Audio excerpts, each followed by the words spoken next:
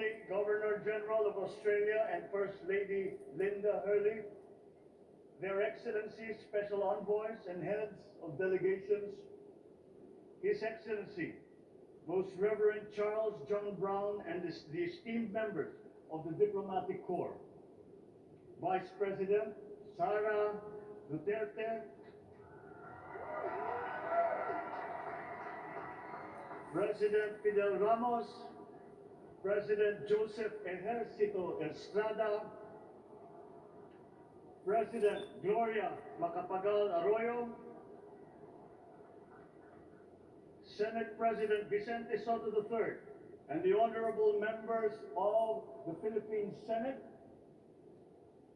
House Speaker Lord Alan J. Velasco, and the honorable members of the House of Representatives, Chief Justice Alexander Gesmundo, and the honorable justices of the Supreme Court, of course, First Lady Lisa Araneta, and my children, Alexander, Sandro, Simon, and Vincent.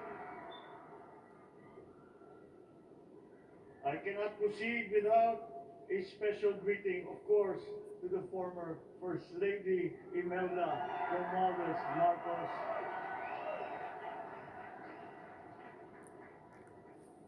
Other distinguished guests, ladies and gentlemen, my friends, ang aking minamahal na mga kababayan, magandang tanghali po sa inyong lahat.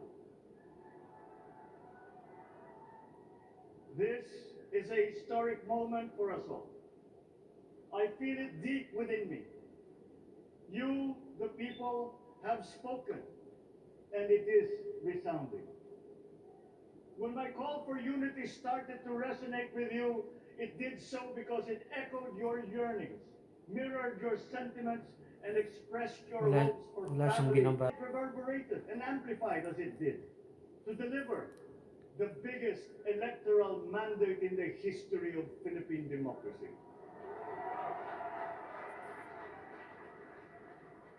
By your vote, you rejected the politics of division. I offended none of my rivals in this campaign. I listened instead to what they were saying, and I saw little incompatibility with my own ideas about jobs, fair wages, personal safety, and national strength, and ending want in a land of plenty. I believe that if we but focus on the work at hand and the work that will come to hand, we will go very far under my watch. You believe that too. At pinakinggan ko ang tinig ninyo na ang sinisigaw ay pagkakaisa, pagkakaisa, pagkakaisa. We will go farther together than against each other, pushing forward, not pulling each other back, out of fear, out of a misplaced sense of weakness. But we are the furthest from weak. The Filipino diaspora flourishes even in the most inhospitable climes, where they are valued for their quality. The changes we seek will benefit all and will shortchange no one.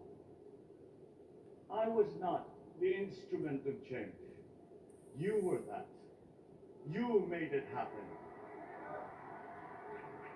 I am now. You picked me to be your servant, to enable changes to benefit all. I fully understand the gravity of the responsibility that you put on my shoulders. I do not take it lightly, but I am ready for the task. I will need your help. I want to rely on it, but rest assured I do not predicate success on the wide cooperation that's needed. I will get it done. I once knew a man who saw what little had been achieved since independence in a land of people with the greatest potential for achievement, and yet they were poor. But he got it done. sometimes with the needed support, sometimes without. So will it be with his son. You will get no excuses from me.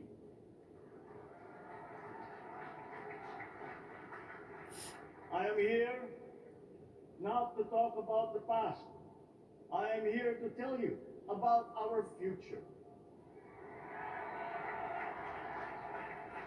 A future of sufficiency, even plenty, of readily available ways and means to get done what needs doing. By you, by me. We do not look back, but ahead. Up the road that we must take to a place better than the one we lost in the pandemic. Gains made and lost, opportunities missed, well-laid plans superseded by the pandemic. Indeed, ours was the fastest growing economy in ASEAN by ways now outdated. We shall be again by a radical change in the way the world must now work to recover what we have lost in that fire and move on from there. We face prospects of the spread of the war abroad, of which we are totally blameless. We seek friendship with all. But countries like ours will bear the brunt of it. And if the great powers draw the wrong lessons from the ongoing tragedy in Ukraine, the same dark prospect of conflict will spread to our part of the world. Yet, there is more out there. Like going forward by new ways of doing that the pandemic forces to adopt. A stronger resilience, quicker adaptability. They are our best prevention. They are our best protection. Quiet reflection in a rough and tumble campaign of a breadth and intensity never experienced revealed some of them, such as a willingness to listen despite the noise, the hesitation to quarrel over differences, and to never ever give up hope of reconciliation. These gave me the peace to ponder deeper. There are hints of a road not taken that could get us out of here quicker, to something better, something less fragile. There is also what you, the people, did to cope. But this time empowered by new techniques and more resources. You got by, getting some of what you needed with a massive government help. And for this, I thank my predecessor for the courage of his hard decisions. But there is a way to put more means and choices in your hands. I trust the Filipino. Imagine how much more you'd achieve if government backstops instead of dictating your decisions. Always there to pick you up when you fall, giving what you need to get past a problem. Imagine if it invested in your self-empowerment to bring it closer to taking on whatever challenges come. Imagine a country that, in almost every sense, is you. Now imagine what you and government can achieve together. We did it in the pandemic. We will do it again. But again, I will not predicate my promise to you on your cooperation. You have your own lives to live, your work to do, and there too I will help. Government will get as much done alone without requiring more from you. That is what government and public officials are for. No excuses, just deliver. It was like that once upon a time.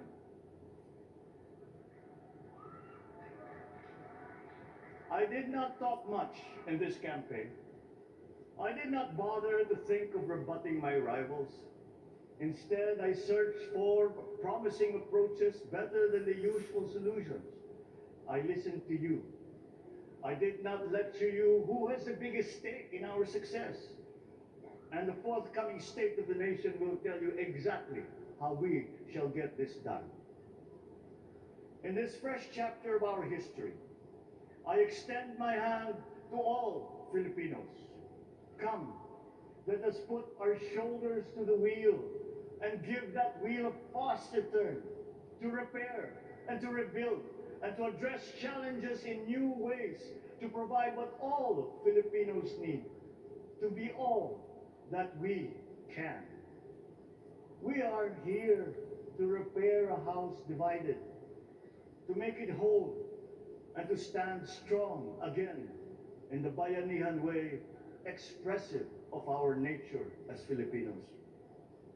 We shall seek, not scorn dialogue, listen respectfully to contrary views, be open to suggestions coming from hard thinking and unsparing judgment, but always from us, Filipinos. We can trust no one else when it comes to what is best for us. Past history has often proven that.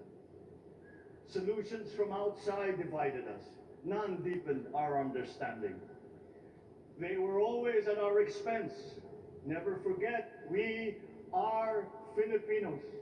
One nation, one republic, indivisible. We resisted and never failed to defeat foreign attempts to break up our country in my father's watch. His strongest critics have conceded that. So let us all be part of the solution that we choose. In that lies the power to get it done.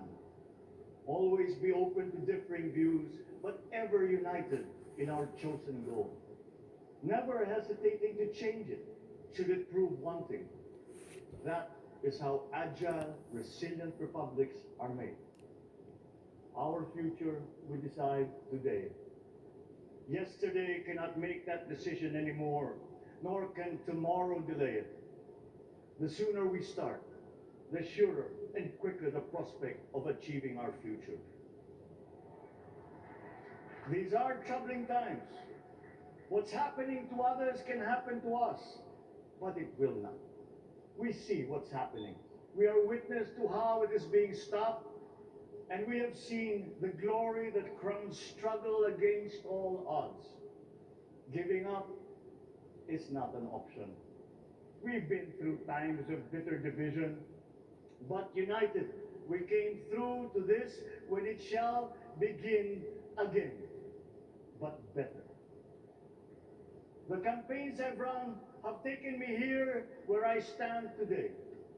I listened to you, and this is what I have heard. We all want peace in our land. You and your children want a good chance at a better life in a safer, more prosperous country. All that is within reach of a hard-working, warm, and giving race.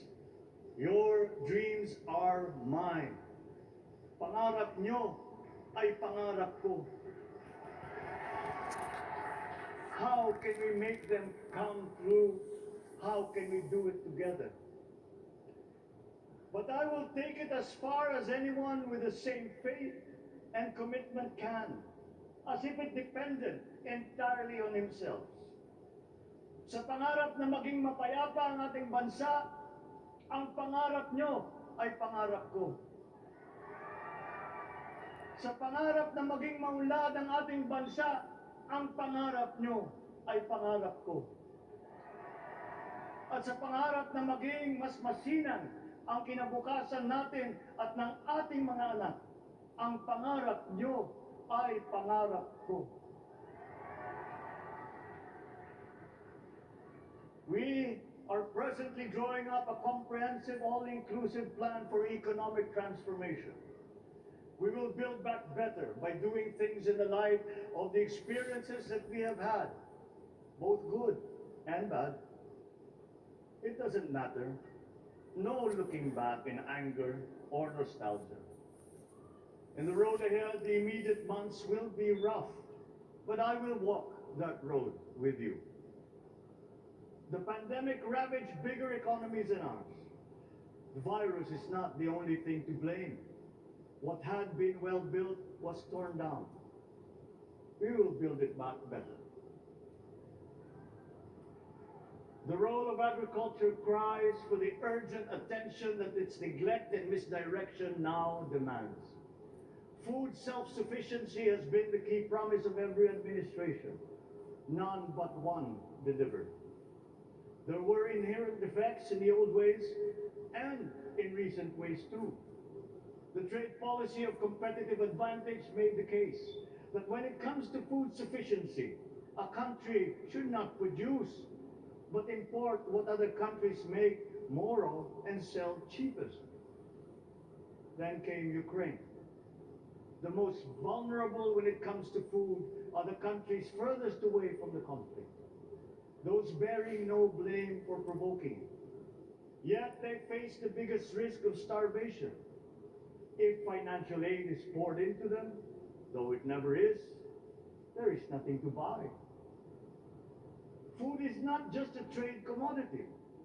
Without it, people weaken and die. Societies come apart. It is more than a livelihood. It is an existential imperative and a moral one. An agriculture damaged and diminished by unfair competition will have a harder time, or will have no prospects at all of recovering. Food sufficiency must get the preferential treatment the richest free trade countries always gave their agricultural sectors. Their policy boils down to don't do as we do.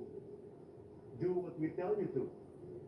I am giving that policy the most serious thought if it doesn't change or make more allowances for emergencies with long-term effects. There is a parallel problem in our energy supply.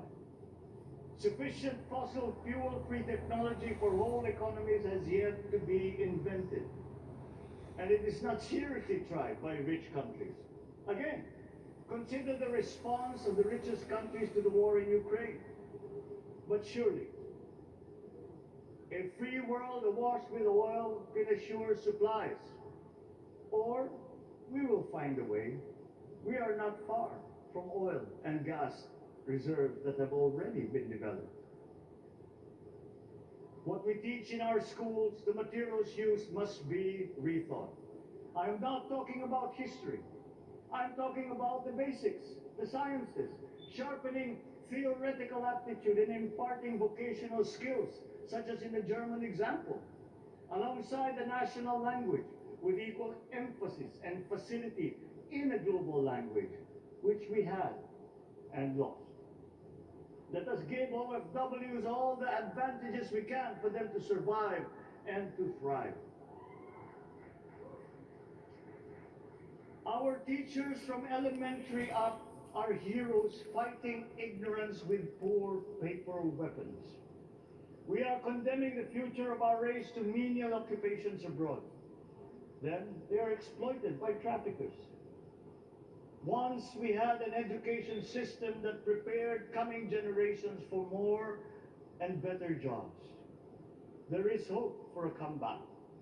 Vice President and soon-to-be Secretary of Education, Sara Duterte Carpio, will fit that mission to a T.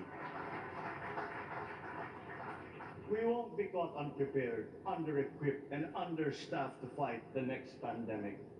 To start with, we never got over the pandemic of poor, if any, free public health.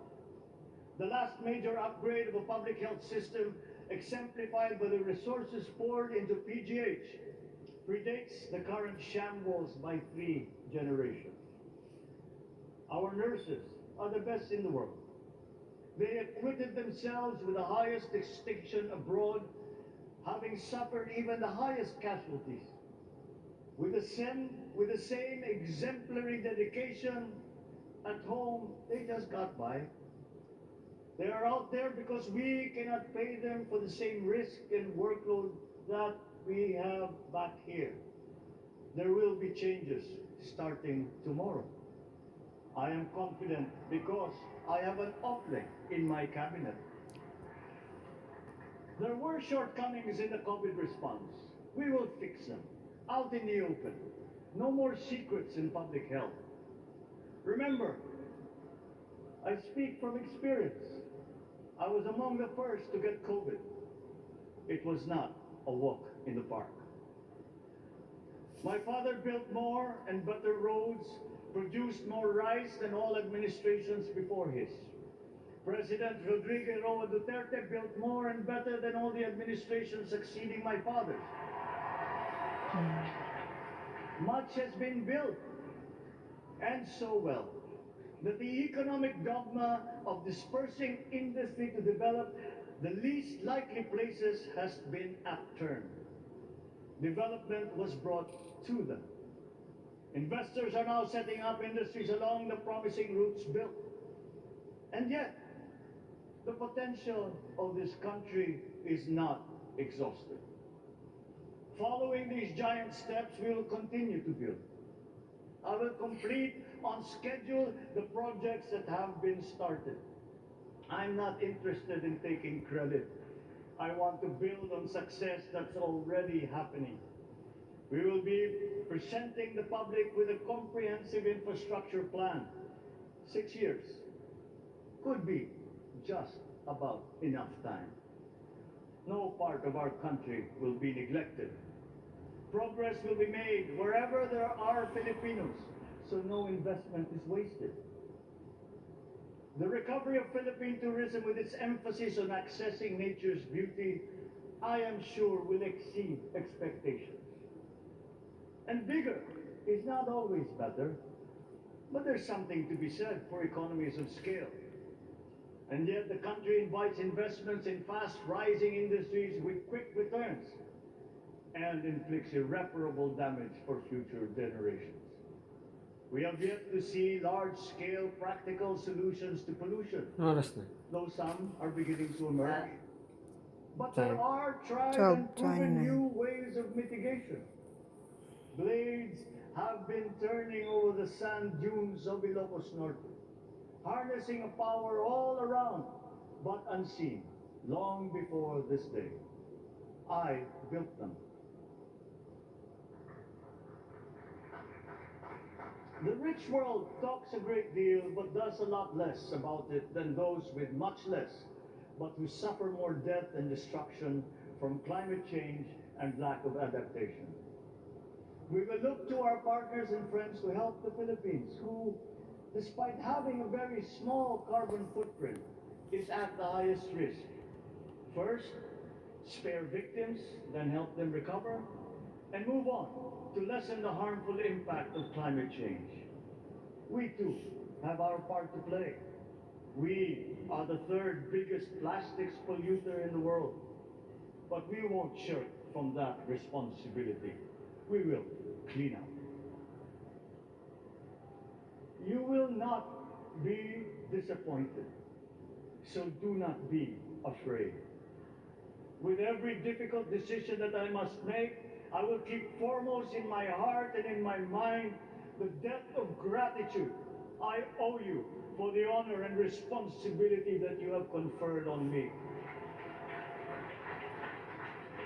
Whatever is in a person to make changes for the better of others, I lay before you now in my commitment. I will try to spare you. You have your other responsibilities to carry. But I will not spare myself from shedding the last bead of sweat or giving the last ounce of courage and sacrifice. And if you ask me why I am so confident of the future, I will answer you simply that I have 110 million reasons to start with. Such is my faith in the Filipino.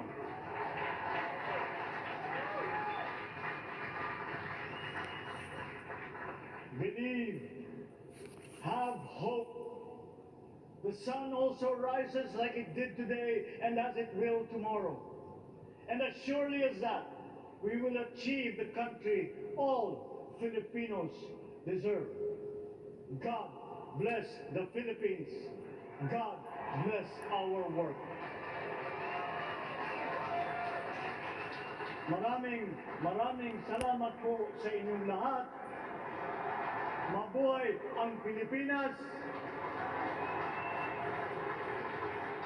Magandang tanghali po.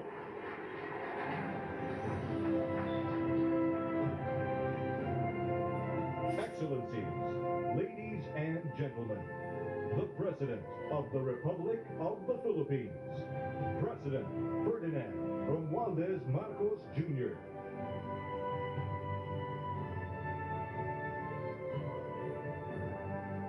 We will now have a photo opportunity with President Ferdinand Romualdez Marcos Jr. May we invite the first family on stage. First Lady Liza Araneta Marcos, Ferdinand Alexander Sandro Marcos, Joseph Simon Marcos, and William Vincent Marcos.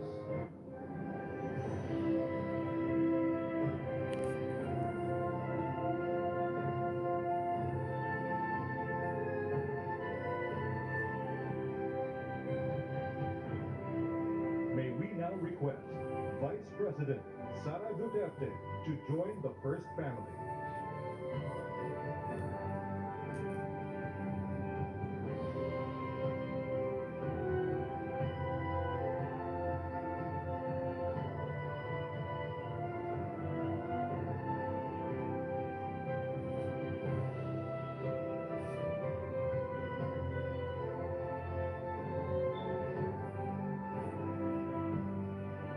May we now request on stage Chief Justice Alexander G. Gesmundo and Senate President Vicente Soto III to join the first family.